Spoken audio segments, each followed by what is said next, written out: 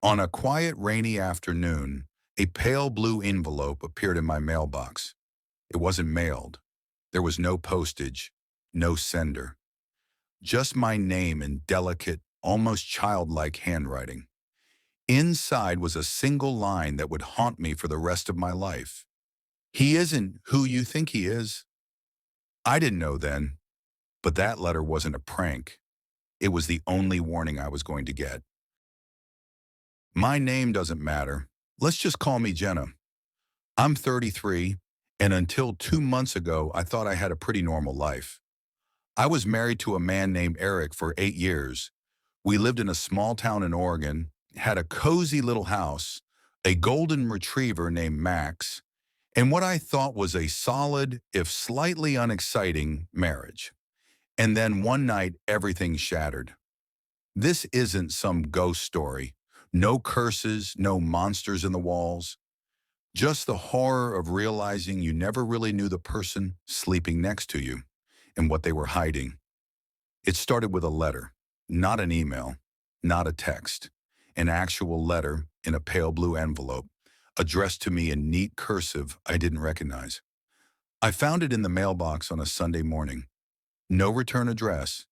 Inside was a single piece of paper, typed, unsigned. You need to leave him.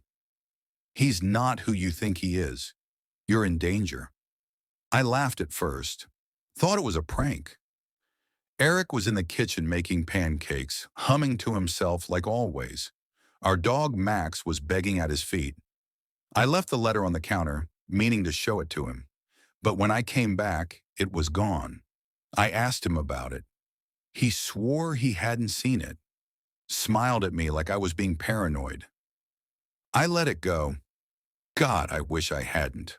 A week later, I was cleaning out the attic. One of those chores you keep putting off forever. Boxes of old clothes, yearbooks, junk, and a photo album I didn't recognize. Inside were pictures of Eric, younger, maybe early 20s, smiling at parties, hiking, posing with friends I'd never met.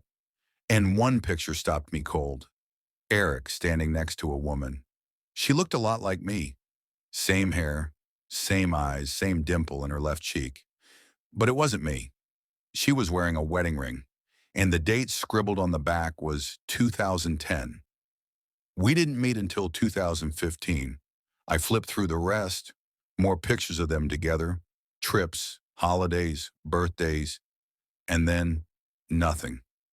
No explanation, no names, like she vanished. I confronted him. He laughed it off, said it was an ex, that he didn't like to talk about her because it ended badly, that it wasn't a big deal. But I saw something flicker in his eyes, a coldness. I started sleeping with the bedroom door locked after that. Animals sense things. Max started acting weird, growling at Eric when he came into the room, whining outside the bedroom door at night, refusing to eat unless I fed him. One night, Max wouldn't stop barking at the basement door. I went down there. It was always a mess, Eric's man cave / storage space. But that night, it felt different. The air heavy, damp, a faint, sour smell. I found a box tucked under a sheet. Inside were old IDs. Not just Eric's, but half a dozen others.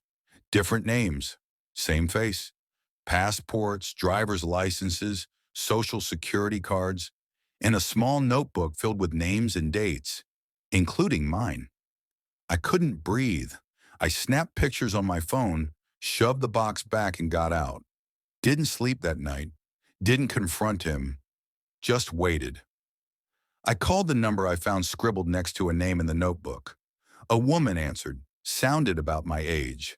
I asked her if she knew Eric. Silence. Then she whispered, "Run." Before I could ask anything else, she hung up. Block number. Couldn't call back. I packed a bag, grabbed Max, and left. Checked into a motel 2 towns over. Sent my sister a text saying I was okay but needed space. And then the messages started. Blocked numbers. Emails from throwaway accounts. "You can't hide. You're mine. Come home, Jenna." I went to the police. They told me without proof of a crime, there was nothing they could do. So I went back one last time. The house was dark. Max wouldn't go in.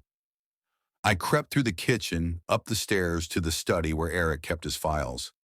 There was a hidden folder on his laptop. Inside were dozens of photos of me, sleeping, showering, laughing with friends, from before we even met. Stalked. He'd been following me for years. There was also a file of messages, conversations with someone named B, talking about me like I was a possession, a project. There were other names, other women, and a folder labeled Complete. I opened it. The woman from the photo, news clippings, missing 2011, never found, and beneath it, a simple note, problem solved. I threw up in the trash can, called 911. This time they listened. Eric was arrested the next morning. Turns out his real name wasn't even Eric. He'd changed it half a dozen times across 3 states. 3 other women missing. None found. The police believe he was a serial predator. Charming, careful, always moving. I don't know why I was different. Maybe Max. Maybe the letter. I still don't know who sent it. The handwriting didn't match anyone they investigated. I stay with my sister now. Max sleeps at the foot of my bed. I check the locks 5 times a night. I'm in therapy. They say it'll take years to feel safe again. I don't think I ever will, but I'm alive. And if you're reading this, trust your gut. If something feels wrong, it probably is.